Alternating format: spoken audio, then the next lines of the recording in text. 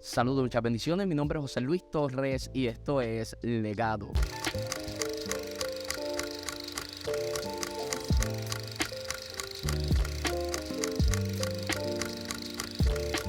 Bienvenidos a un nuevo episodio. En esta oportunidad, como podrán ver, no estoy solo acá, sino que por acá al lado mío se encuentra el evangelista Charlie Caraballo, y es que hoy tenemos un episodio sumamente especial. Pero antes de presentar a nuestro invitado, quiero presentar a quien hoy está como coanfitrión del programa, el evangelista Charlie Caraballo. Charlie, bienvenido a Legado una vez más. José Luis, gracias por esta linda oportunidad y de verdad que me honra una vez más poder tener este espacio contigo y de igual forma poder así tenerla bien y que nuestra audiencia, yo digo nuestra audiencia porque ya Eres parte. Legado ya es parte de mi vida y soy parte de Legado, así que vamos a pasar un tiempo extraordinario y gracias por esta hermosa oportunidad que me ha brindado.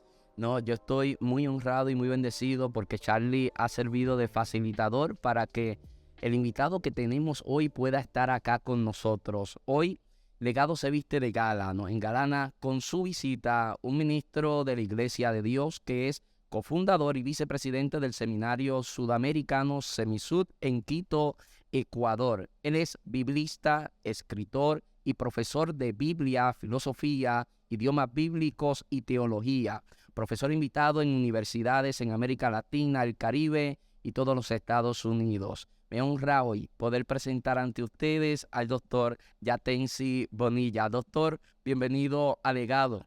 Bueno, para mí es un placer muy grande estar con ustedes en este programa, El Legado, junto con un amigo que nos hemos ido conociendo en el camino. Y yo sé que somos buenos amigos y espero verlo en Puerto Rico, a Charlie y también a usted, José Luis. Un gusto estar con ustedes y gracias por esta invitación. Claro que sí, no, para nosotros una gran honra tenerle hoy acá a usted y agradecemos por el tiempo que nos regala en esta tarde. Queremos entrar de lleno a lo que son las preguntas para aprovechar bien el tiempo que usted nos ha concedido a nosotros. Así que queremos ir con algunas preguntas enfocadas en lo que es la formación académica y luego vamos a entrar en otros temas que igual está todo alineado, pero hablando más enfáticamente en lo que es el griego, ¿no? Pero para comenzar, a lo largo de la historia, la educación ha ido cambiando su perspectiva de acuerdo al contexto histórico, y la historia evidencia que la perspectiva filosófica siempre ha estado condicionando lo que es la perspectiva educativa, ya sea directa o indirectamente. Y por poner solamente algún ejemplo, a finales del siglo V se marca lo que es el comienzo de la Edad Media, específicamente con la caída del Imperio Romano de Occidente en el 476, y en ese contexto específico, en ese contexto histórico, no había una perspectiva influyente o una perspectiva filosófica más influyente que la doctrina cristiana, de manera que la perspectiva educativa se interesaba más en el desarrollo espiritual. Pero podemos ver algo muy distinto 1000 años después con el Renacimiento, que con el redescubrimiento de las antiguas corrientes filosóficas y con una iglesia que estaba moralmente caída y muy debilitada ante la sociedad, pues esa sociedad deja de ser teocéntrica y el saber racional era lo que se estaba fortaleciendo y ganando terreno en ese momento. Por ende, la perspectiva educativa también terminó siendo afectada por ese tipo de perspectiva filosófica. En su experiencia como profesor, doctor, ¿cuáles son las principales influencias que en el presente condicionan o influencian la perspectiva educativa en el ámbito eclesial y secular? Bueno, usted hizo un excelente resumen, una gran síntesis de la historia del pensamiento cristiano en relación a dos tiempos muy importantes, la época medieval y la época moderna con el Renacimiento. Ahora, en la actualidad es muy complejo. Siempre se ha hablado de una etapa posmoderna, eso dicen algunos sociólogos, antropólogos, otros dicen que no, que en América Latina no estamos viviendo la posmodernidad, más sí en Europa, bueno, pero una cosa sí veo, que estamos viviendo un dualismo. Para mí, en la época posmoderna, y hablemos en América Latina, vivimos una dialéctica, un dualismo. Tenemos mucho de ese racionalismo como herencia. Yo creo que el racionalismo, visto desde el punto positivo, fue el fundamento para la ciencia, la revolución científica, fue el fundamento para las ciencias positivas, humanísticas, y también para un cuestionamiento al quehacer teológico, a la teología. Era una teología muy dogmática, muy fedeísta. Y aquí la teología es cuestionada, ya sea para desaparecer o para reinventarse. Yo creo que la teología, con la ayuda del racionalismo, buena parte de la teología se reinventó. Y una consecuencia de la reinvención fue el humanismo, una teología que se preocupa por el ser humano y las necesidades. Es todo un punto positivo, porque hay que ver que los grandes reformadores del siglo XVI eran humanistas, como Juan Calvino, unen la fe, una fe al servicio de las necesidades humanas. Ese es un punto positivo. Ahora, todavía en la época posmoderna se hace la posmodernidad. Estamos viviendo gran parte de esa herencia racionalista. Pero también estamos viviendo un lado opuesto al racionalismo, porque es una dialéctica, que es el fedeísmo, la religiosidad sentimental. Oye, increíble, yo he visto fenómenos que todavía no los entiendo. Uno va a ciertas iglesias y son antirracionalistas, como el pentecostalismo moderno o el postpentecostalismo, etcétera, etcétera. Vemos un fedeísmo, una religiosidad como si fuera la época medieval, donde la razón no entra. Pero también vemos otras iglesias que son full racionalismo. Estamos viviendo como que estamos conjugando la época medieval más la época racionalista. Yo creo que eso es lo que he visto en base a mi experiencia. Me encanta lo que acaba de decir, doctor, porque pudiéramos entonces, solamente para abundar un poco en esa línea, que es algo que quizás le ha costado comprender a muchos cristianos, y es que la fe no invalida la razón, ¿no? La fe no invalida la razón y ambas pueden coexistir y convivir. Totalmente de acuerdo, se necesita. Mire, cuando yo era un muchacho, espero que unos años atrás, tenía un conflicto en yo. Tenía un fuerte racionalismo por mis estudios frente a una fe que no sabía cómo estructurarla en mi ser, en mi razón. Tendía a ser muy secular, porque para mí la fe como que era opuesto a la razón. Pero descubrí en mis últimos años que no, son dos hermanas gemelas. Ahora en la fe me da sentido de vida, porque hay momentos en la vida humana que vivimos sufrimientos, vivimos fenómenos sociales, psicológicos, económicos, políticos en nuestro mundo y nos cansamos, queremos morirnos, estamos estresados de lidiar con nuestra existencia. Oye, me encanta mucho el mensaje del existencialismo moderno con Soren Kierkegaard, después con Martin Heidegger. Nos cansamos de vivir, también lo digo yo por Sartre, nos cansamos de vivir y nos agotamos, y eso es una sensación que todos los seres humanos vivimos. Entonces aquí es donde entra la fe. Hay momentos que es mejor caminar con la razón y encontrar explicaciones con la razón hasta cierto punto. Cuando llego al límite del abismo, ya la razón no me sirve. Entra una señora llamada fe, después del límite de la razón, que me va a dar paz, confianza, entrega y descansar en la fe. Me gusta mucho la definición de fe que hace Soren Kierkegaard en su libro Temor y Temblor. Dice Kierkegaard que la fe.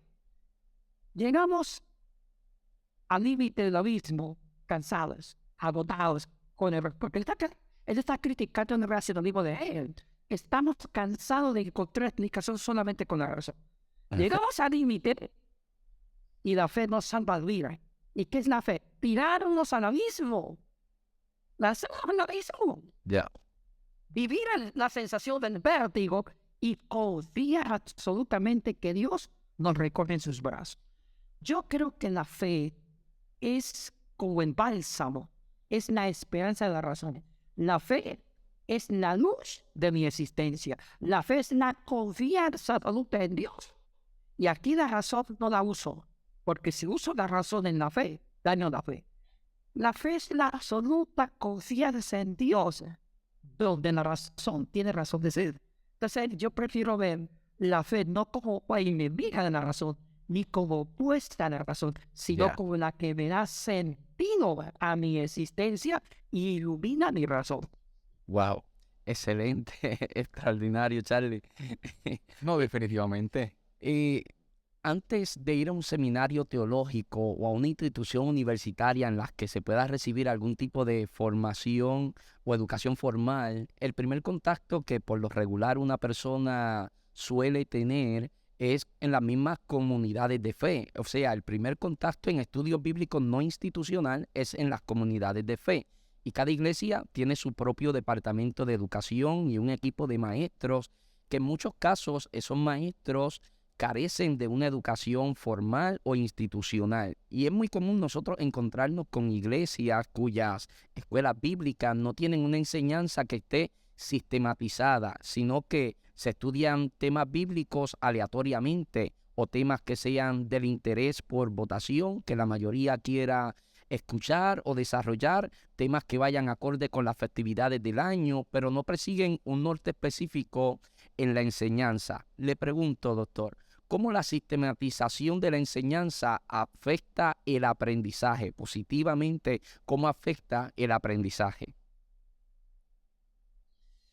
Bueno, cuando sistematizamos la enseñanza, no puede ser didáctico, pedagógico, hay que saber sistematizar la enseñanza. Yo creo que el pensamiento, el saber debe ordenarse en tratados, en grandes estructuras sistemáticas para entender la realidad académica, ilumina nuestra realidad existencial. La sistematización es una forma pedagógica, didáctica, ordenada, que nos ayuda a comprender nuestra educación, nuestra formación e inclusive nuestra comunidad, si somos cristianos, nuestra comunidad eclesiástica, y también detectamos los desafíos a través de un pensamiento sistemático, de una educación sistemática, nos ayuda a detectar los grandes desafíos que la sociedad, que el mundo de hoy desafía a la iglesia con muchas preguntas. Entonces, es bueno sistematizar para poder entender las preguntas y poder contestar. Y eso me encanta mucho lo que dijo un filósofo, Paul Tillich, sobre la sistematización. Él tocó algo, dijo, la sociedad desafía a la iglesia y la iglesia responde ordenadamente a las preguntas de la sociedad. Excelente, excelente.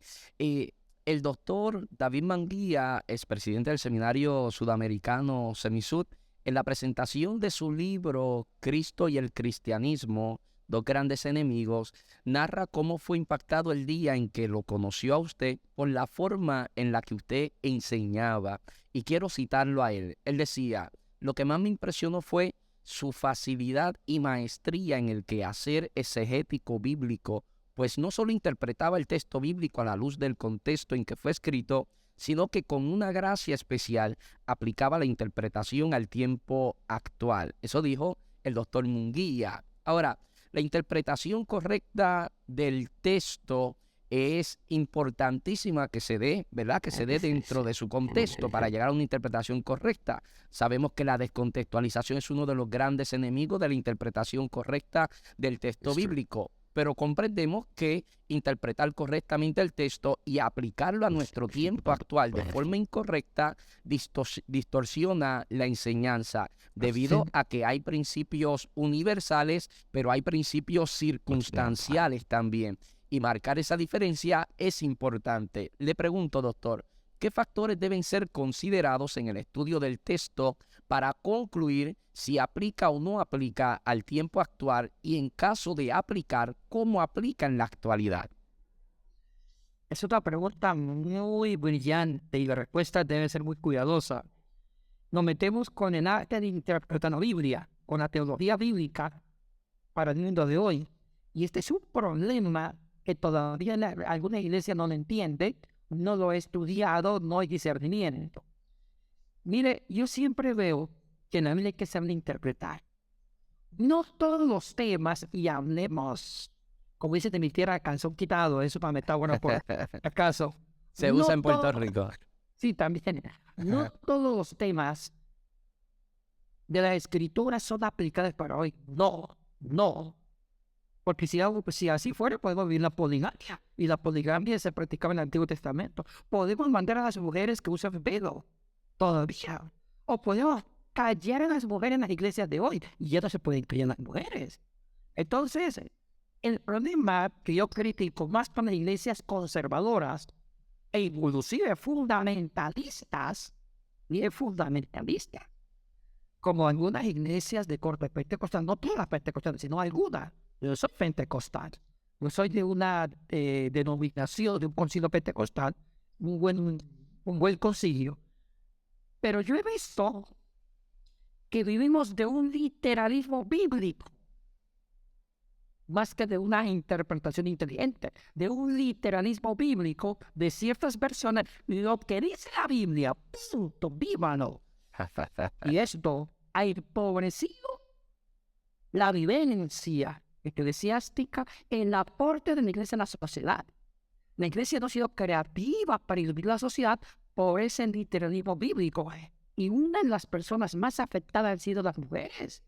Sí. Porque por ese literalismo bíblico las mujeres no pueden predicar ni ser obispos, y para otras denominaciones ni ser pastoras. E inclusive en la iglesia católica hasta el día de hoy no dejan mujeres sacerdotes. No lo ordenan por ese punto. Ahora, en la Biblia hay dos principios. Los principios universales es la propia palabra de Dios para toda la historia de la humanidad, que no va a cambiar. Entonces, hay algunos principios universales que es transversal para toda la historia, y estas nunca van a cambiar. Y eso hay que detectarlo. Un ejemplo, la salvación por fe, lo vemos en Pablo, cuando habla mucho de la fe que justifica, la gracia salvadora, y una proclamación solemne de ese principio absoluto de la salvación por fe en Cristo Jesús es Gálatas 3:28. Para mí, Gálatas 3:28 es una declaración universal, doctrinal, que dice, en Cristo no hay ni judíos, ni gentiles o griegos, ni hombres, ni mujeres, ni esclavos, ni libres, etcétera, etcétera. Todos somos uno. O sea que para Pablo, en Cristo ya no hay diferencia ni desigualdades económicas ni de género. Ese es mi principio universal. Pero usted van a decir, pero ¿por qué se contradice en Corinto que las mujeres callen, que las mujeres usen el velo? Porque son principios circunstanciales que Pablo le tocó decir a ciertos momentos históricos de la iglesia a quien le estaba escribiendo, que era Corinto. ¿Me explico? En Corinto había, el paganismo era fuerte, había un culto a la diosa Afrodita, a la fertilidad, porque los cultos a la fertilidad se hacían con relaciones sexuales, porque ellos vivían de la agricultura, de la ganadería, y vivían de la bondad de la tierra, y si la tierra no era fértil, no comían. Entonces, para ellos había un dios de la fertilidad que era producto del dios del amor. A través del amor, que era la unión con otro ser, se daban la fertilidad y la comida. Entonces, cuando había en culto a la diosa Afrodita, las prostitutas sagradas, que eran como tenían relaciones sexuales con los que iban al culto, con varones. Y las mujeres sacerdotes de ese culto pagano, ellas usaban el pelo corto y bien maquilladas y tenían un distintivo. Entonces, en ese contexto, cuando muchas cristianas nacieron, primero fueron paganas, el culto a Afrodita, y se convierten a Cristo, todavía no tenían el pelo largo y tenían una forma de vestirse como si fuera de su antigua religión pagana. Y los hombres las confundían con las prostitutas sagradas de Afrodita. Entonces Pablo dijo, para que no le faltaran al respeto a esas mujeres, Pablo dijo, mire, mejor Los usen velo para que no nos confundan con las prostitutas. Déjense el cabello largo. Y las mujeres eran las que más hablaban en los cultos paganos. Llevan la buena costumbre a la iglesia cristiana y van a decirle, por favor, cállense por el momento también que los hombres hablen. O sea, todo está dando algunas enseñanzas culturales precisas para esa cultura. Pero ellos se llaman principios circunstanciales. Pero esos principios circunstanciales no son universales, que se aplican al siglo XXI. No, se aplicó para esa determinada iglesia. Entonces, hay que saber diferenciar lo que son principios universales, que es palabra de Dios, con principios circunstanciales, que sí es la palabra de Dios, pero para determinadas culturas en ese momento. Entonces, eso hay que diferenciarlo. Porque si no diferenciamos a las mujeres, las seguimos callando y prohibiendo una pastoral más directa y abierta. Y eso no es lo que quieren las escrituras o el pensamiento divino. Extraordinario, extraordinario. Y me encanta porque precisamente acorde a lo que recién acaba de decir usted, muchas veces dentro de la iglesia evangélica, la iglesia comienza a segregarse precisamente por cosas que no tienen que ver con principios de la Biblia que son universales, que es lo que yo llamo doctrinas fundamentales, ¿no? Como la divinidad de Jesús, la muerte y la resurrección de Jesús, la salvación por gracia, la salvación por fe, y a veces por otro tipo de doctrinas que no son tan fundamentales, la iglesia comienza a segregarse por ese tipo de cosas, lamentablemente, y si a eso se le termina sumando la cantidad de personas que tenemos dentro de nuestras comunidades de fe que interpretan la Biblia por la experiencia y no su experiencia por la Biblia, pues se termina haciendo un conjunto de cosas que lo que hace es que la iglesia cada día esté más dividida, Charlie. Y es terrible. Eso es muy terrible. Quisiera poder ir por esa línea. Hay algo que recuerdo que Justo L. González se encontraba en Puerto Rico y estuvo en la Universidad Interamericana presentando su libro El cristianismo para el siglo XXI. Era un libro dirigido a la juventud. Y le preguntan a Justo L. González, Justo, ¿qué usted piensa cuando la iglesia se divide? Y la respuesta brillante y magistral que Justo L. González le da a la pastoral que se encontraba en ese momento, Justo le dice, bueno, si usted se dolió cuando usted se hace la idea o vio la película como en la forma en que quedó Cristo, claro está que la película ni tan siquiera presenta la realidad de cómo quedó, pero si usted se duele al ver a Cristo, a Jesús azotado en esa manera, más usted debe dolerse cuando la iglesia se divide, porque cuando la iglesia se divide fragmenta el cuerpo de Cristo. Lo está fragmentando. Y en otro punto, como el doctor Yatensi hablaba, el asunto de la mujer muchas veces, lamentablemente, estos elementos de, ¿verdad? De lo que es circunstancial y lo que es fundamental e importante, lamentablemente la mujer no se le dignifica. Y Cristo vino a hacer algo extraordinario y a dignificar a la mujer, a dignificarla. Entonces nosotros, lamentablemente, a veces hablamos de ser ejemplos de Cristo, pero en ese aspecto parece que se nos olvida también dignificar a la mujer. Definitivamente. Y por eso es importante entonces que nosotros podamos diferenciar lo que es un principio universal de lo que es un principio circunstancial. Ahora, doctor, son muchos los que nos están escuchando y que van a estar viendo esto posteriormente, que residen en Centro, Suramérica, acá en el Caribe, y en algunas personas quizás carecen de los recursos necesarios para poder equiparse. ¿Existe alguna exégesis casera que le sirva a alguien que carece del conocimiento de lenguas antiguas, de papirología, o que no tienen acceso a recursos que le puedan proveer el contexto cultural e histórico? Esta pregunta, de hecho, la escribió Charlie. ¿Existe algún tipo de exégesis casera que nos pueda servir a las personas que quizás no tienen esos elementos que le puedan ayudar? Sí. Yo siempre hago una diferencia bastante fuerte entre la hermenéutica y la exégesis, porque la hermenéutica es un arma de doble filo. La hermenéutica no necesariamente me lleva a la verdad del texto, a lo que quiso decir el autor original. No me obliga. O sea, porque el objetivo de la hermenéutica es el arte de la interpretación. Y la interpretación, el que pone las condiciones de una interpretación es el intérprete, más no la realidad del texto. El intérprete toma el texto y lo condiciona condiciona el texto a su propia estructura de intérprete, a su propio género, sexualidad, edad, cultura, política, etc. Entonces, el intérprete le hace decir al texto lo que tal vez el que escribió el texto nunca quiso decir. Por eso hay muchas interpretaciones de un solo texto. Cada intérprete es su propia interpretación.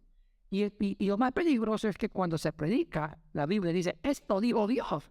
Un momentito, eso lo está diciendo usted. Porque hay que saber si Dios quiso decir eso. Ahora, no quiero decir que la hermenéutica sea mala, es buena, pero hay que saberla usar con principios que en una clase hermenéutica debe de estudiar. Ahora, vamos a la exégesis. La exégesis va a la inversa. La exégesis, aquí en que estudia exégesis, tiene que desaprender e ir a la verdad científica, a lo que quiso decir el autor sagrado cuando inscribió o escribió ese texto. Y vamos a la exégesis bíblica, ya no es un arte de interpretación como la hermenéutica, ya es la ciencia, es una ciencia que incorpora una metodología que busca el primer sentido de lo que quiso decir el texto. Ahora, el que estudia exégesis a veces ya tienen que ser biblistas científicos, porque el texto no se escribe en español ni en inglés, lo siento. Porque ya las traducciones al español en inglés también pueden ser interpretaciones o pueden estar más enfocadas. Se tiene que ir a la lengua original, reconstruir la cultura antigua. Entonces yo siempre uso 5 pasos para una exégesis casera nuestra, porque a veces nuestra gente dice, ay, como yo no sé griego, ni hebreo, ni arameo, ni latino, sé de papiro, pues no voy a poder conocer el primer sentido. No, así lo puede hacer. Primero, bueno, antes del primer paso tienes que tener muchos comentarios bíblicos de primer nivel, porque ya los biblistas científicos han divulgado el primer sentido de varios textos de la Biblia y los han publicado. Eso se llama comentarios bíblicos de buenas casas editoriales. Hay que saber comprar esos libros y tenerlos en casa. De 5 pasos. Primero, el primer paso importante es, ver el tema, lo que está investigando. Lo que está investigando, visualizar el tema, un título. Primero es buscar el contexto histórico del tema. ¿Por qué? Porque muchos temas bíblicos ya tuvieron sus antecedentes en otras culturas. Rastrear ese tema, si ese tema ya se vivió en la época egipcia o culturas religiosas mucho más antiguas que la cultura judía, como la cultura acadia sumeria. Un ejemplo, el tema de la blasfemia del Espíritu Santo no es un tema exclusivo del judaísmo. Ya se practicaba en la antigua Siria, en la antigua Babilonia. Entonces ya esas culturas nos dan algunas ideas para entender la blasfemia. Entonces se llama el contexto histórico, incluso la Santa Cena. Si usted va a investigar científicamente el sentido de la Santa Cena o Eucaristía, tiene que ir a lo que era la comida pascual, contexto histórico, y o sea, más atrás de otras culturas que los judíos tomaron. Ya cuando usted establece el contexto histórico, claro, hay que investigar, eso sí, hay que investigar. Va a un segundo punto, el contexto literario. Entonces usted ve cuáles son los temas que están rodeando al tema que está investigando dentro de la Biblia. Entonces, ese es el segundo punto. Retrocedo. En el primer punto, cuando usted hace, determina el contexto histórico, tiene que escribir las conclusiones. Siempre está de escribir. Después llega el contexto literario, el texto en medio en que está, el antes y el después. Y va escribiendo los resultados. Llega a un tercer paso. Como el texto no se escribe en español, ni en inglés, ni en portugués, si no sabe griego ni hebreo, tienen que analizar las palabras más importantes de la lengua original. Porque una lengua es la expresión entre la cultura, es única. Entonces, analizar las palabras más importantes de la lengua original. Si ustedes saben bien el griego o el hebreo, mucho mejor, analicen todo el texto. Si no lo saben, algunas palabras con buenos diccionarios. Y van escribiendo el primer sentido, lo que van descubriendo. Llegan al cuarto punto. Fijar, determinar el primer sentido. En base a los 3 puntos anteriores, contexto histórico, contexto literario, analizar las palabras más importantes del texto y llega al cuarto punto, que es fijar el primer sentido. ¿Qué quiso decir el texto? Y quinto, yo creo mucho en la pastoral, aplicarlo eso a la vida de la iglesia. Sí. Lo que usted descubrió, esa belleza, esa perla, no se quede en la mente de los académicos. Debe revisar para iluminar nuestra realidad. Y ahí está el arte de la homilética. La homilética para mí es un buen espacio para contextualizar la exégesis. Ahora, el problema es que a veces nosotros nunca hablamos de una exégesis contextual, sino de una hermenéutica contextual. Y las hermenéuticas son peligrosas. Yo prefiero hablar de una exégesis contextual, porque uno va al corazón del primer sentido. Para mí, buscar el primer sentido de la geógrafa, del autor original, es conectarme con la propia revelación. Es lo que Dios quiso revelar, no es lo que el evangelista, el pastor o el teólogo está interpretando. Entonces, eso para mí son los 5 pasos para una exégesis casera que cualquier cristiano de buena voluntad lo puede hacer. Definitivamente, eso es extraordinario y sobre todo me encantó que el doctor dijera que como último tenemos que llevarlo a la realidad, aplicarlo, ¿no? Llevarlo a eso, porque muchas veces nosotros tenemos demasiada teología y poca vida en el espíritu, precisamente porque lo que se sabe no se conoce, o lo que se sabe no se experimenta, lo que se sabe no se aplica. Y entonces la vida, la iglesia o la persona, el individuo termina quedando con un gran conocimiento, pero sin vida en el espíritu, cosa que es muy peligroso. Doctor, ya nos estamos alineando a un tema que Charlie se muere por preguntarle. Charlie ha estado callado mucho rato acá, pero es porque ahora soy yo el que va a estar callado un ratito y Charlie es el que va a estar interactuando más con usted.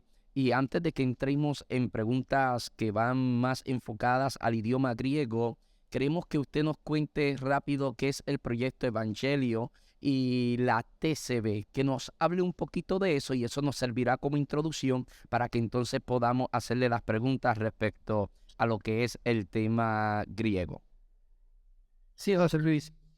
Mire, uno de mis pasiones, uno de mis sueños antes de irme para el cielo, es una traducción diferente, fresca, contextual y contemporánea de la Biblia. Voy a parte de una experiencia. Una vez en Cenisú hice una investigación, hace años, si los jóvenes de hoy leyeran la Biblia. Entrevistamos como 100 jóvenes, tuvimos 100 muestras y casi el 97% iban por la misma preocupación. Oye, es increíble. ¿Sabe qué dicen los jóvenes? No entendemos la Biblia, nos parece aburrida, muy moralista. Y segundo, el lenguaje que se usa no lo entendemos. No entendemos la Biblia, como que no entendemos a Dios. Entonces yo ya me cansé de la Biblia. Decían varios de ellos en una nota abajo. No entendemos la Biblia. Y yo creo que esa es la afirmación no solamente de jóvenes, sino de muchos adultos. No entendemos qué quiso decir Pablo, qué quiso decir Lucas. Se usa el lenguaje de hace 200, 500 años, de un español antiguo, de Castro de Reina, o de Cipriano de Valera. Y el lenguaje de hoy, como posmodernidad, como inteligencia emocional, como empatía, no se usa. Y aquí hago acuerdo la famosa definición de lengua. Para mí una lengua no es un conjunto de símbolos lingüísticos. No, una lengua es la expresión mental de una cultura, porque una lengua es vida, es viva. Hay toda intencionalidad en la estructura lingüística. Una lengua es la expresión mental de una cultura. ¿Por qué?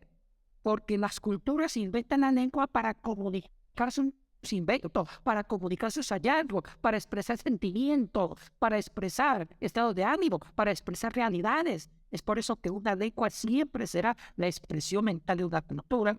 Y cuando una lengua es la expresión mental de una cultura, van inventando códigos lingüísticos para poder darle orden a esa lengua. Muy interesante. Hay toda una filosofía del lenguaje. Entonces, una traducción nunca será perfecta, jamás. Jamás. Y dicen los grandes lingüistas o filólogos, como así lo llaman los expertos en lenguas, filólogos, ellos dicen que jamás es una traducción perfecta de una lengua moderna a una lengua moderna. La mejor traducción de una lengua moderna a otra moderna solamente se rescata un 85% del primer sentido. Se pierde un 15%, o sea, se pierde bastante. ¿Cuánto se perderá traducir lenguas bíblicas antiguas, culturas precientíficas, a lenguas que expresan la vida científica de hoy? No me lo pregunte, ¿cuánto se va a perder? Entonces, toda lengua es vida, es viva. Y no es de traducir palabras, hay que entender el trasfondo histórico, cultural, de que esa cultura inventó esa palabra. Hay toda una historia semántica. Entonces, partiendo de eso, nos atrevimos con varios libristas del Semisud a proponer una traducción contemporánea de la Biblia, usando las palabras de hoy y apelando a un fenómeno social del hombre posmoderno. ¿Cuál es el fenómeno social del hombre posmoderno? El hombre y la mujer de hoy le gusta lo práctico, lo que se entiende. Ya ese racionalismo alemán filosófico ya no procede. Ahora hay que hablar de una filosofía contemporánea, simple, sencilla, con palabras precisas. Entonces, el hombre de hoy, la mujer de hoy, les gustan las cosas claras.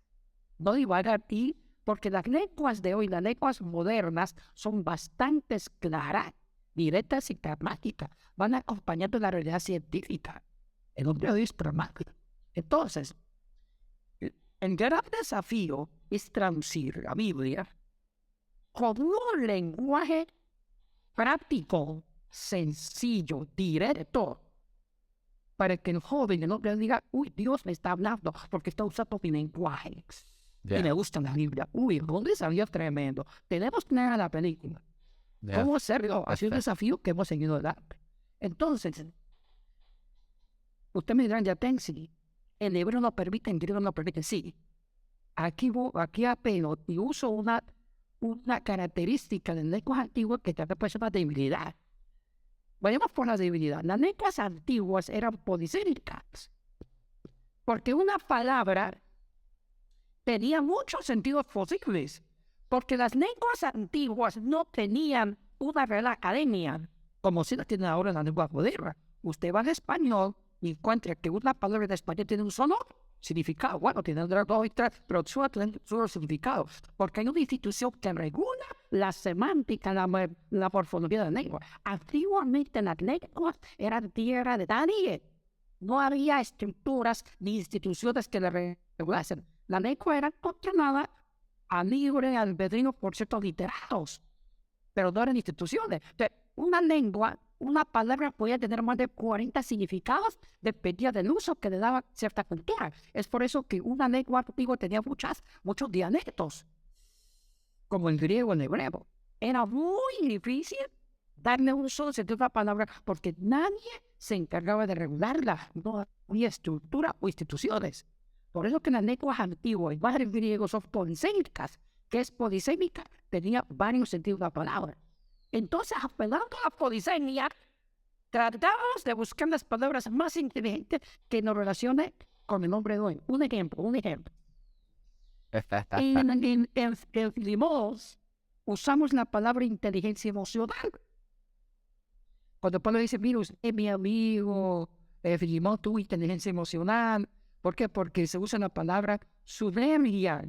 Y la palabra suderia, Pablo lo ha traducido como que hemos cooperado.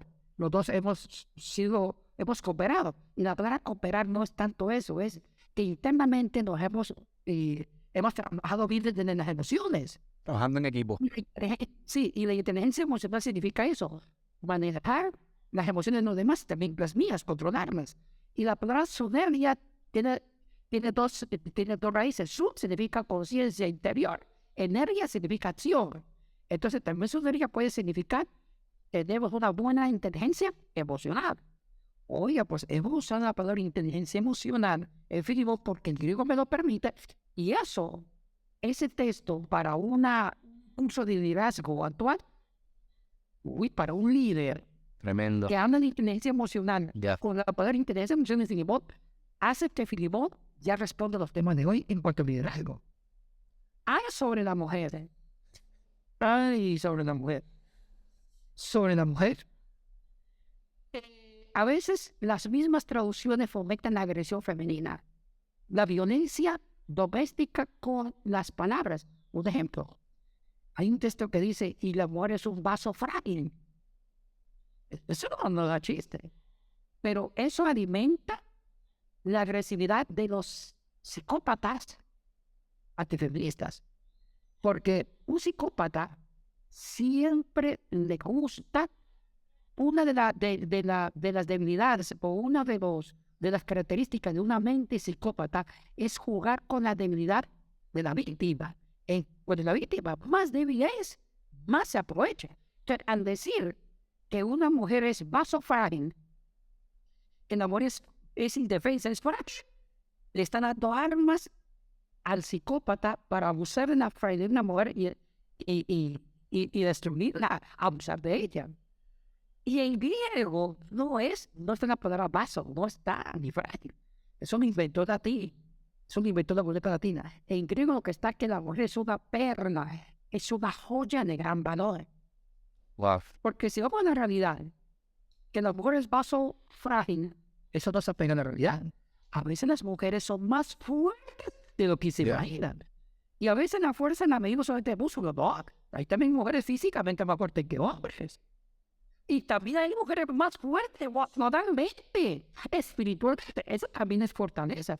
Decir que la mujer es el vaso frágil es una forma de ridiculizar, es una forma de machismo disimulado y es una forma de producir más victimarios que van a abusar de lo que es frágil. Entonces, ese lenguaje de fragilidad de la mujer hay que cambiarlo.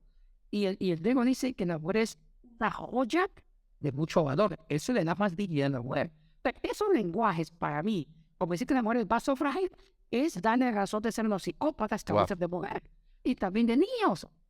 Porque un psicópata siempre abusa de gente frágil. Sí, de gente indefensa. Jamás de alguien que es fuerte. Entonces, eso se ha cambiado. Hay muchas cosas. Y una de las características de esta traducción es usar un lenguaje incluyente. De incluir hombres y mujeres, no un lenguaje que excluya, que fundamente el género, sino que incluya. Bueno, es un lenguaje que habla en favor de los derechos humanos. Una vez un abogado de la UNO me decía, Tensi, ¿cómo puedo yo usar la Biblia en documentos oficiales de la ONU cuando la Biblia es la primera racista, clasista, anti-mujer? Cuando aquí estamos hablando de lo contrario, ya, es una crítica fuerte. Sí. La traducción contemporánea de la Biblia es que Dios dialogue con el mundo de hoy usando las posibilidades que me ofrecen las lenguas antiguas. Eso es todo. Wow. Wow. Charlie, yo estoy ansioso ya porque ya hay libros que se puedan conseguir de la TCB. Sí. Hay una página que nos conoce Charlie, que es un buen seguidor y nos apoya siempre, que es una página que se llama proyectoevangelio.org. Ahí Charlie lo puede compartir, compartir. Sí. Vamos a poner todo en pantalla. Sí, y lo pueden descargar. Ya hemos traducido 17 libros del Nuevo Testamento. Ya este nuevo año vamos a terminar los 10 libros restantes y hacer una edición para todo el Nuevo Testamento, pero cada libro que hemos traducido lo hemos revisado, corregido y está ahí colgado en las redes sociales. Pero ya el papel lo vamos a hacer cuando hagamos todo el Nuevo Testamento. Y después pasaremos al Antiguo, Dios mediante. Qué tremendo. Doctor, hasta ahora esto ha estado sabroso. Sé que ahora vamos a entrar en temas que quizás sean un poquito más complejos, al menos para mí. Pero quiero dejar acá al evangelista Charlie Caraballo, que tiene algunas preguntas enfocadas precisamente en el idioma griego. Charlie. Gracias, José Luis, por esta oportunidad. Yo creo que estamos pasando un tiempo extraordinario y sé que nuestra audiencia lo está disfrutando y lo va a disfrutar eventualmente aquellos que seguirán viendo este episodio extraordinario, y agradeciendo siempre también al doctor Yatensi Bonilla por esta oportunidad. Así que apoye ese proyecto Evangelio. Hay muchas formas de poder apoyar este proyecto. Usted vaya a esa página y usted puede no tan solo descargar los diferentes libros que ya han sido traducidos, sino que también hay formas de cómo también ayudar a que este gran equipo del Señor pueda seguir trabajando con esta traducción.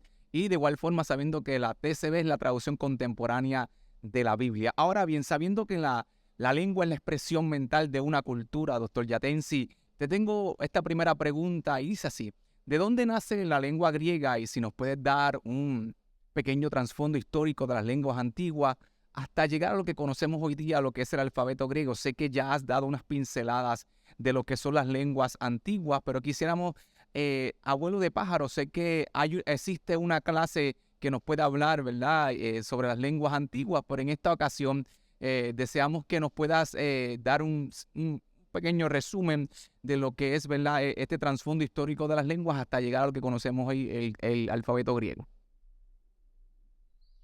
Bien, Charlie, las lenguas tienen una historia bastante interesante, porque una lengua va acompañando el origen, la historia y la dinámica de la cultura. Las culturas muestran su desarrollo, sus progresos en todos los aspectos a través de su lenguaje. Hay una filosofía del lenguaje que es interesante en la lengua. Ahora, la lengua griega ya es mucho más avanzada, pero anteriormente, bueno, yo veo en todo proceso histórico el desarrollo de una lengua tres etapas literarias. La primera etapa fue las lenguas guturales. La lengua no nació para escribirse, porque antiguamente no había papel, no había lápiz, ni esfero, ni tintas, ni computadora para imprimir el carácter en una letra, no había. Las antiguas lenguas eran guturales, eran sonido, eran tratar de gesticular palabras sin alfabeto para tratar de comunicarse. Eran solamente guturales. Por eso es que la tradición oral fue mucho más fuerte que la tradición escrita. Y trataron de memorizar textos en forma oral, porque el lenguaje era vía oral. Y las antiguas culturas que trabajaron las primeras lenguas guturales, que eran puros sonidos, fue la cultura acadia, sumeria acadia de los antiguos imperios babilonio, asirios. Pero la lengua gutural avanzó, evolucionó y llegó a la segunda etapa. La lengua cuneiforme es lo que se llama la escritura cuneiforme. ¿En qué consiste la escritura cuneiforme? Ya se empezaron a poner, a dibujar en piedra, en ciertos materiales muy arcaicos, en ciertos tipos de letras que eran en forma de jeroglíficos. Entonces, como todavía no había papel, la forma de escribir letras o de escribir frases fue a través de las piedras. Tomaban las piedras y iban tallando, y los gráficos eran como jeroglíficos. Y los jeroglíficos eran expresiones culturales, serpientes, camellos, o sea, una serpiente de vuelo tenía todo un contenido. Porque una vez fue la expresión de una cultura. Ellos usaban lo que estaban familiarizados para representarlos en las letras antiguas. Después la arcilla. Dejaban la arcilla blanda y iban escribiendo la letra. También las pedazos de cerámica. Rayaban la cerámica para escribir. Y también las planchas metálicas. Usaban eso. Entonces, antiguamente usaban piedras, metales, cerámica, arcilla, porque no se necesitaba ni de papel ni de tinta. Se podía dibujar esa letra. Se llamó escritura cuneiforme, porque se iba acuñando la letra. Eso fue muy bien visible en las lenguas orientales sumerias acadias, como el acadio asirio y como el acadio babilonio. El acadio es un ejemplo de escritura cuneiforme, y con esa escritura se escribieron grandes episodios, como el diluvio, como el origen del mundo, como en el Enuma Elish, como en Gilgamesh, como en los huertos de Dance, etcétera, etcétera. Después llega una tercera etapa de la lengua. Ya las lenguas que se adaptan a ciertos tipos de papel y de tinta. El primer papel que apareció fue el papiro. que se cultivaba en Egipto y se inventó en Egipto, que era sacar pequeños filamentos y poner uno al lado de otro y pegarlo, y ir dibujando. Y la primera tinta, y lo más chistoso, era la mezcla de los de los hornos de barro con agua. Y se hacían unos tronquitos con una hendidura en la punta para poder untar esa tinta que era la mezcla de los jeans con agua y escribir. Y después se descubrió en pergamino, en el año 250 en Pérgamo, que ya era con cuero de fetos o de becerros, etcétera, etcétera. Entonces, ya toda escritura ya propia, fijan, ya usando el pergamino, el papiro y la tinta, ya nació en griego. Ya en griego, la escritura griega representa la tercera etapa evolucionada de la historia de la escritura. Pero el alfabeto griego, viene del alfabeto del antiguo alfabeto cananeo. Exacto. El cananeo fue un alfabeto de escritura uniforme. O sea, que el cananeo nació en Canaán y era la escritura intermedia, no era gutural, ya era escrita, pero en forma de jeroglífico. Entonces, los cananeos llevaron, sobre todo los fenicios, que los fenicios eran una subcultura cananea, llevaron el alfabeto al mundo griego y los griegos tomaron el alfabeto cananeo, lo pudieron y formaron el alfabeto griego. Ahora, una explicación importante. Los cananeos son los padres del primer alfabeto de la historia de la humanidad. Repito, los cananeos son los padres del primer alfabeto de la historia de la humanidad. Y el cananeo es el primer hebreo. Los judíos cuando vienen del exilio, cuando vienen de Egipto, pasan por el desierto, conquistan la tierra prometida, conquistaron Canaán, y no solamente se apropiaron de Canaán, también se apropiaron de su lengua, y ahí nació el hebreo antiguo, el panhebreo, con letras cananeas. Wow. Entonces, increíble, el griego tiene un origen bíblico, toman el cananeo y forman su alfabeto griego, y el arameo formó su alfabeto a partir del alfabeto griego, y el castellano, el inglés, el portugués, nuestros alfabetos son hijos del latín y son nietos del griego. El español, igual en inglés, sus alfabetos son nietos del griego y son bisnietos del cananeo. O sea que tenemos un cordón umbilical bíblico. Excelente, Yatensi. Excelente trasfondo histórico de las lenguas antiguas.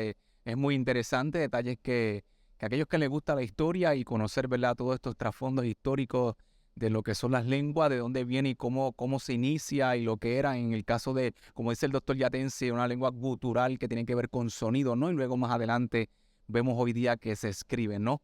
Así que partiendo de esta premisa, doctor, quisiera poder expresar, valga la redundancia, otra premisa, y es que en cierto modo cuando las personas se referían, y José Luis, en qué lengua se escribe el Nuevo Testamento, la mayoría de las respuestas que quizás yo di, otros han dado, y es que se escribió, el Nuevo Testamento se escribió en el griego koiné, en el griego koiné, y se quedó allí.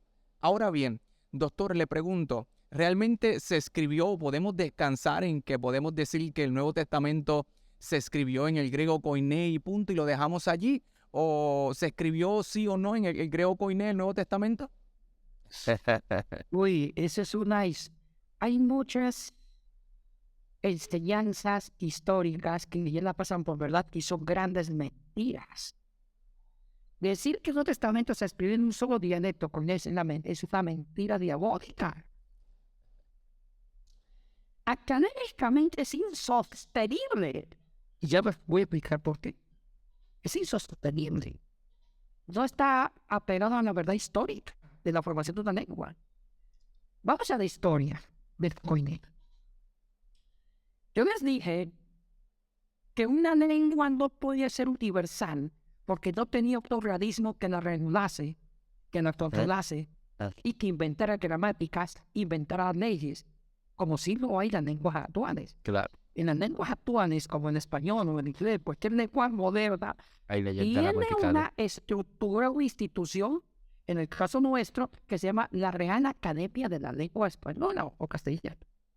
Y la Real Academia tienen derecho de inventar nuevas palabras. de hacer diccionarios, de hacer gramáticas, leyes, dictar leyes ortográficas. Ese es un derecho que se reserva en la Real Academia, una institución. Y la Real Academia universaliza las nuevas reglas ortográficas, semánticas, fonéticas, etcétera, etcétera. Y eso hace que la lengua empiece a ser universal, que sea de la misma lengua. Pero aún así, todavía hay modismos. Aún así, en pleno siglo XXI, hay ciertas palabras en castellano que en Puerto Rico significa una cosa y en Chile significa otra cosa.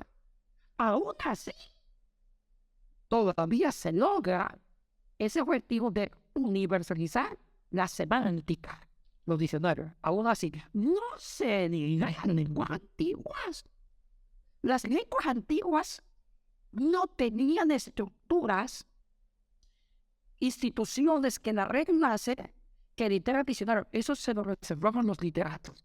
Y es más, no había Facebook, no había WhatsApp, no había correo electrónico, no había televisión ni YouTube para decir, acabamos ahorita en el TN del año 400 a.C., nos reunimos con el emperador Alejandro y hemos dictado nuevas reglas ortográficas para el griego. Ahorita estamos sacando un comunicado que de un minuto todo van a saber. Eso no había, ¿right? No había cómo comunicar lo que descubrieron o lo que inventaban en la lengua. No había. Entonces, una lengua se hablaba de una forma diferente de determinadas regiones, dependiendo del nivel cultural del que habla esa lengua, o del grupo que hablaba esa lengua, o de la geografía, del calor, etc. Y esa misma lengua podía darse de otra forma en otra región. Eso se llamó los dialectos. O sea, ¿qué es un dialecto? El dialecto es lo más característico de una lengua antigua. Toda lengua antigua tiene dialectos, como el latín, como el hebreo, etc. ¿Qué es un dialecto? Un dialecto es una forma única, creativa y original de hablarse la misma lengua dependiendo de la región. Exacto. Y como no había instituciones que la reconocen, cada región, cada dialecto le daba un sentido diferente a esa palabra, y otro dialecto, la misma palabra, le daba otro sentido, de acuerdo a su cotidianidad con la cultura, a su relación con la cultura. Esa es una verdad. Ahora, vamos a hablar del tema. Cuando Alejandro el Grande, el Conquistador, en el año 332, empezó a formar un gran imperio. Usted sabe que Alejandro no solamente era un conquistador, era un hombre culto, inteligente, un literato, había sido discípulo de Aristóteles. Él no solamente quiso formar un imperio económico, de acumular muchos territorios, sino que quiso imponer la cultura griega, y dentro de la imposición de la cultura griega quiso crear un solo griego universal. Y es cierto, él quiso formar el famoso griego koiné. ¿Qué significa la palabra koiné? La palabra koiné significa común, popular. Y sí, en la mente de Alejandro el Grande, él intentó formar un solo dialecto griego que se habla de la misma forma en todo el imperio griego conquistado. La intención fue esa. Era un griego, koiné, que había nacido en el antiguo griego clásico ático, en Atenas. Pero vamos a la práctica. En la práctica no funcionó mucho. No. Porque en la práctica, ya hacia los tiempos de Cristo, había buenos dialectos. Estaba el koiné, que corresponde al ático, que hablaban los filósofos griegos, los literatos. Aristóteles, Platón, después lo habló Hesíodo. Ese griego era el griego académico, pero había un griego jónico que no hablaba las colonias griegas de bajo nivel cultural. Los mercaderes, los colonos, los agricultores, los artesanos. Era un griego vulgar. Pero también uno de los 4 generales de Alejandro Magno inventó su propio griego de los abogados en Ptolomaico. Era un griego jurídico. O sea que en la realidad siempre hubo dialectos griegos muy bien marcados. Vemos una divergencia, una incoherencia entre lo que quería Alejandro, que era bueno, si era buena el proyecto, pero no habían medios para divulgar lo que él quería. No había Facebook, no había WhatsApp, no había medios de comunicación altamente avanzados. Eso no se pudo hacer. Eso nunca se hizo. Entonces, algunos comentaristas bíblicos poco serios, que hasta ciertos seminarios usan esa enseñanza, en ciertas casas de historia no académicas, enseñan, que a mí me da una rabia, que el Nuevo Testamento se escribió en dialecto koiné. Y tenemos un momentito, sin tener libros, comentarios exegéticos profundos, nunca dicen que el Nuevo Testamento se escribió en un solo dialecto koiné, sino en varios dialectos comunes, porque los que escribieron el Nuevo Testamento eran diferentes. No comparé un Mateo con un gran Lucas o un Juan, un gran erudito, con un Marquitos o un Pedrito. Entonces hay muchos dialectos en el Nuevo Testamento. Por eso es que, haciendo un estudio más lingüístico, más analítico, sí, hay varios dialectos. Hay varios dialectos en el Nuevo Testamento. El mismo griego. Excelente, doctor. Mira, José Luis, bien interesante porque entonces podríamos decir que, ¿verdad? Obviamente el doctor nos puede dar algunos ejemplos de algunas epístolas quizás o libros que se escriben en diferentes dialectos. Podríamos decir, tal epístola se escribió, por ejemplo, la epístola a los romanos sería, pues, la epístola a los romanos, como es una carta jurídica, pues se escribe en el griego tolomaico koiné, podemos decirle así koiné, porque es común, ¿verdad? Común de un lugar. Y es interesante, ya en una ocasión tuve la oportunidad, yo he tenido el privilegio de tomar cursos académicos con el doctor Yatensi. En un momento dado se discutía el asunto de Romanos capítulo 1, cuando habla el mismo Pablo hablando yo doulos, ¿verdad? Siervo de Jesucristo. En esa palabra allí, siervo, no es lo mismo que significa en los otros, obviamente, dialectos, tanto en el ático como el jónico, sino se habla de un aspecto jurídico y más bien podríamos... La traducción más bien diría yo ligado en casamiento con Cristo, y tiene mucho sentido. Yo cuando analizaba esto decía, wow, Pablo nunca se casó con nadie, pero se casó con Cristo. Qué lindo. Qué lindo, ¿ah? Así que es maravilloso, es maravilloso. Ahora bien, quisiéramos seguir continuando esta línea. Yo tengo que confesar que me fascina mucho el griego desde que me adentré más a él. En el Semisud, para mí me apasiona mucho el griego. Ahora bien, sabiendo que el Nuevo Testamento no podemos decir que se escribió en el griego koiné meramente, sino que hay unos dialectos en el cual se escriben, de allí podemos partir a algo bien importante, es que cuando hablamos, doctor, del griego, hay un asunto importante que se trabaja del aspecto académico y son las declinaciones de las palabras del griego. Las declinaciones es algo típico de dos lenguas antiguas, tanto en el griego y en el latín. Ahora bien, quisiera que nos pudiera hablar qué son las declinaciones, doctor, y qué papel juegan cuando hablamos del griego y lo que es traducir un texto y una palabra. ¿Qué son las declinaciones y qué papel juegan las declinaciones dentro de lo que es la traducción del texto?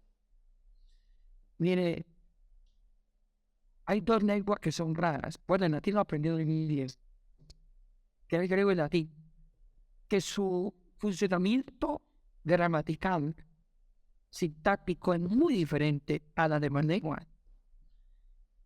En griego, una palabra se puede escribir de 5 formas diferentes, tanto en singular como en plural. O sea, 10 formas diferentes, dependiendo del funcionamiento que ocupa la palabra en la oración, del funcionamiento gramatical. Como un ejemplo bastante forzado. Yo digo, el hombre del hombre castigó al hombre en el hombre. 5 veces la palabra hombre. Las 5 veces lo mismo. Lo usé como sujeto, como admiración, como predicado. Se escribe lo mismo. Cuando digo el hombre, se escribe lo mismo. Del hombre, lo mismo del hombre. Castigó al hombre, se escribe lo mismo. Hombre con H, O, termina en E. En el hombre se escribe lo mismo. Hombre, lo mismo. O sea que las 5 veces que usé hombre en esa frase se escribió lo mismo. No hubo alteración o cambio gramatical. Pero en griego se escribe diferente. Hombre es antropos. Si yo digo el hombre, yo digo ho antropos. Si lo pongo de sujeto se escribe con os antropos. Del hombre es antropón. Cambia. Castigó al hombre antropón. En el hombre antropó o con omega y otra suscrita. Hombre antropé. O sea que cuando yo uso la palabra hombre, tengo que saber las 5 terminaciones, tanto singular y las 5 de plural, para no confundir. Si es sujeto, es antropos. Si es admiración, es antrope. Si es un complemento indirecto, es antropo. Si es un complemento de pertenencia, es antropo. O sea que tengo que saber bastante gramática griega para no confundir. Wow. Ahora, eso es un accidente gramatical muy único, muy particular del griego, que lo asumió el latín, que no tiene ni el hebreo, ni el arameo, ni el español, ni el inglés. Eso es único del griego. Ahora, hago una pregunta a ustedes que no la quiero contestar, sino para que los que nos están viendo piensen y reflexionen y tomen en serio el estudio de la Biblia. Traduzca al español una lengua así. Traduzca un texto griego donde una palabra se puede decir de 5 formas diferentes a una lengua que no existe ese accidente gramatical. Es muy difícil. Por eso hay que estar proponiendo nuevas traducciones frescas. Wow. Sí. Wow. Excelente. Eso es parte, ¿verdad?, de una manera breve de hablar un poco de las declinaciones del griego y, claro, están invitados a que puedan estudiar y puedan seguir aprendiendo, ¿no? Y porque nada más el aspecto de las declinaciones ahí, eso es un mundo, ¿no? Pero es interesante y es bonito, y aquellos que aman el estudio de la Biblia y pueden entonces apreciar estos detalles tan lindos e importantes que son para cada uno de nosotros. Ahora bien, sabemos que sé que existe el griego antiguo, el cual se escribía en letras unciales, que son las letras mayúsculas. Quisiera preguntar, doctor Yatensi, ¿cuándo se comienza a depurar el griego? ¿Qué es depurar? ¿Quiénes lo depuran? ¿Y en qué siglo aproximadamente se da esta depuración del griego? Sé que ahorita, anteriormente en la conversación con José Luis, diste un detalle, un dato importante del % que se pierde, pero quiero que nos hables de lo que es que cuando el griego se comienza a depurar, quiénes lo depuran, en el año en que se depura y cómo esto en cierto modo, ¿verdad?, podría afectar en lo que es el texto bíblico como tal. Miren,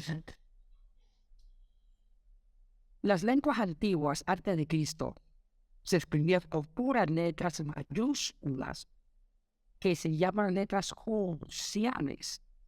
Las minúsculas, que se llaman letras cursivas, no existían. Eso después de Cristo. Entonces, el griego, como en hebreo, pero hablamos del griego, eran puras letras mayúsculas. Así se escribió el Nuevo Testamento. En todos los papiros del Nuevo Testamento son puras letras mayúsculas. Los santos padres, con la intención de depurar, de volver a elegante el griego, de perfeccionarlo, inventaron las minúsculas, tratando de que no se pierda el primer sentido que fue fijado con letras mayúsculas. Ahora, también hay otro fenómeno, Charlie y José Luis, que las letras griegas eran pegadas, o sea, no había separación de palabras, todo era junto, no había acentos, no había signo de puntuación. Uy, cuando uno revisa un texto original griego, escrito en esa fecha, eso es un sancocho, un mofón de letras. ¿Sí? No hay signo de puntuación, no hay acento, no hay minúscula, y las palabras no están separadas las otras. Un ejemplo de separación de palabras. El español sí separa palabras, como toda lengua moderna. Yo digo, la vaca es blanca. La separado, vaca separado, es separado blanca. El griego no, era todo pegado. Entonces, el que leía tenía que saber cuándo terminaba una palabra y cuándo empezaba la otra. Entonces, esas son características de cómo fueron los manuscritos que usaron, o los manuscritos originales y copias cercanas al original con que se escribió el Nuevo Testamento. Es así. Excelente. Y es bien interesante porque en cierto modo vemos, si no mal recuerdo, a partir del siglo II, el doctor Yatensi más o menos en adelante, es que se da esta depuración más o menos. Sí, a partir del siglo II. También inventaron los espíritus para el griego, los signos de puntuación, los acentos, etcétera, etcétera. Exacto, que ese es en cierto modo, ese es el griego que hoy día conocemos, es un griego depurado. Existía un griego antiguo y hay un griego depurado. es maravilloso, ¿no? Es muy lindo poder conocer todos estos detalles que, no sé, creo que estamos pasando un tiempo extraordinario y voy cerrando con mi última pregunta. Yo creo que toda la audiencia debería tener lápiz, papel. Yo tengo que volver a leer, a ver todo esto 4 veces más. Exacto. Definitivamente. Doctor, el griego, como bien dijo en un momento dado, es una lengua polisémica que tiene muchas posibilidades de ser, ¿verdad?, de traducción y de ser traducido. Y no es para menos saber que el griego es una de las lenguas más ricas, pero complicadas a la vez. En cambio, el hebreo, por su parte, es más sencillo por no ser una lengua más, ¿verdad?, por ser una lengua más arcaica, la cual no tiene esa belleza gramatical y semántica. Sabiendo que el griego es una expresión mental de una cultura filosófica, abúndanos un poquito más en referente a lo que estamos hablando sobre el tema del griego, pero ¿qué es una lengua polisémica? Darnos un poquito más de trasfondo y cómo esto ayuda o complica el asunto de la traducción. Mire, Charlie, empecemos por las lenguas modernas. Las lenguas de hoy tienden a ser monosémicas. Definamos que es una monosémica. Mono significa un solo. Sémica, semántica, sentido. O sea, la lengua de hoy, como el inglés, el español, son monosémicas. Una palabra tiende a tener un solo significado. Casa es una casa que es para habitar. Mesa es mesa para poder poner algo así. Aún así, todavía hay palabras que son polisémicas. ¿Qué es polisémica? Poli significa varios en griego, semia sentidos. Las lenguas de hoy tienden a ser monosémicas, porque ya hay organismos, hay Real Academia, como en el caso del español, que saben, el objetivo es tratar de dar un significado por cada palabra, que una palabra significa que tenga un solo significado, un solo sentido. No así las lenguas antiguas. Las lenguas antiguas eran polisémicas. Una palabra puede tener más de 40 significados. Es por eso que los diccionarios especializados en lenguas bíblicas son complicados. Un diccionario del griego bíblico son todos y todos, porque una palabra puede tener más de 7 hojas de posible significado dependiendo del dialecto, la cultura, que en este dialecto esta palabra logos significaba palabra en el ático, en Atenas, significaba la razón del mundo, del cosmos, así, o la palabra regen, que en el griego jónico significaba en principio, en comienzo, en el ático era lo contrario, que se relacionaba con el motor igual de Aristóteles, significaba el sin comienzo, así, cosas así. Por eso que traducir en griego al español se te larga. Es mucho estrés y mucha intensidad, así, en difícil. Eso es. Wow. Yo estoy sumamente agradecido, doctor, de que usted haya decidido estar acá con nosotros y que haya sacado de su tiempo para responder a las curiosidades que nosotros teníamos, porque realmente todo lo que hacemos lo hacemos para la edificación de la audiencia, pero hoy en específico Charlie y yo queríamos aprovecharlo y realmente teníamos curiosidades que creíamos no solamente que podían bendecirnos a nosotros, sino que podían bendecir a esta audiencia. Yo quiero invitar a toda la audiencia a que pueda ir a yatensibonilla.org para que puedan darle seguimiento a todo lo que el doctor está trabajando, a que se mantenga al tanto de lo que será la publicación o de los libros que faltan de publicar de la TCB. En pantalla va a estar apareciendo todos los lugares donde usted puede ir para que pueda ir y descargar los libros que ya están traducidos de la TCB. Nuevamente agradecemos al doctor Yatensi Bonilla por haber sacado de su tiempo para bendecirnos con la sabiduría que el Eterno le ha confiado a él. Doctor, muchas gracias. Gracias por haber dicho que sí. Gracias por estar acá. Charlie, gracias por haber sido el enlace con el doctor para que pudiese ser posible esto. Doctor, nuevamente le agradecemos. Algunas últimas palabras y cómo la audiencia pudiera seguirle a usted, ya sea a través de las redes sociales o aparte de lo que es yatensibonilla.org. ¿Habrá alguna forma en la que la audiencia pueda mantenerse al tanto de todo lo que usted hace y disfrutar de su contenido? Bueno, hay 2 páginas web, uno con mi nombre, que también lo dijo, Yatensi Bonilla, el otro es con el nombre del proyecto, que es ahí donde es más seguro. Proyecto evangelio.org, que ahí lo puede compartir mejor Sí. Charlie, si lo conoce. Y también tengo un canal de esos temas de YouTube, ya te Bonilla. Ahí, y sí me gustaría en un futuro, no sé, José Luis, que nuestros canales estén juntos, porque todo lo que sea academia bíblica hay que unirnos, tenemos que Claro. unirnos, porque eso para mí es una belleza, que la gente trabajar en análisis estratégica para presentar el mismo evangelio para todos. Mire, José Luis, qué privilegio haberlo conocido a través de Charlie. Muchas gracias por esta invitación, José Luis. Espero en junio voy a Puerto Rico con Charlie, irnos a Guabate, Guabate. a comer barrano, ese es mi Uf. lugar preferido, con un vaso de Maui. Eso para mí el Maui va a ser la bebida de la Santa Cena del Cielo. No, una honra. Esperemos a ver si pudiéramos hacer algo para coincidir con él. Y nuevamente muy agradecido a toda la audiencia. Gracias por estar al otro lado. Charlie, una vez más, gracias por estar acá con nosotros. Las redes sociales de Charlie están apareciendo ahora mismo en pantalla. Cómo usted conseguirá a Charlie. Charlie, una última palabra. Despide tú el podcast hoy, Charlie. Dile que se suscriban, que lo sigan y toda la cuestión que ya tú sabes cómo se hace.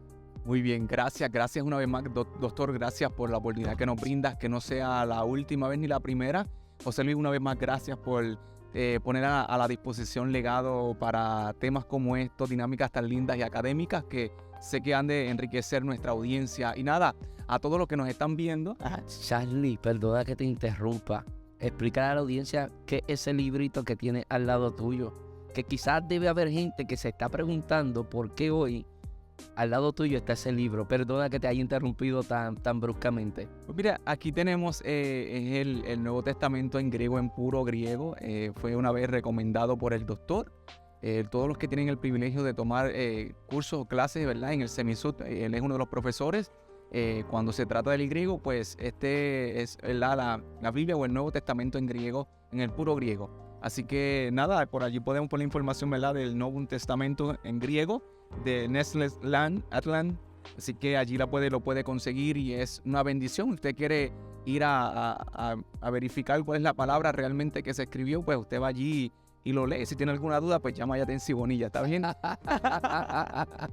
Él lo lee, lo escribe, lo habla y todo de manera excelente. Bueno, nada, agradecidos una vez más. Recuerde que si este episodio fue de gran bendición para ti, te invitamos a que puedas compartirlo con otros. Y recuerda que esto es Legado. Dios te bendiga. Diga.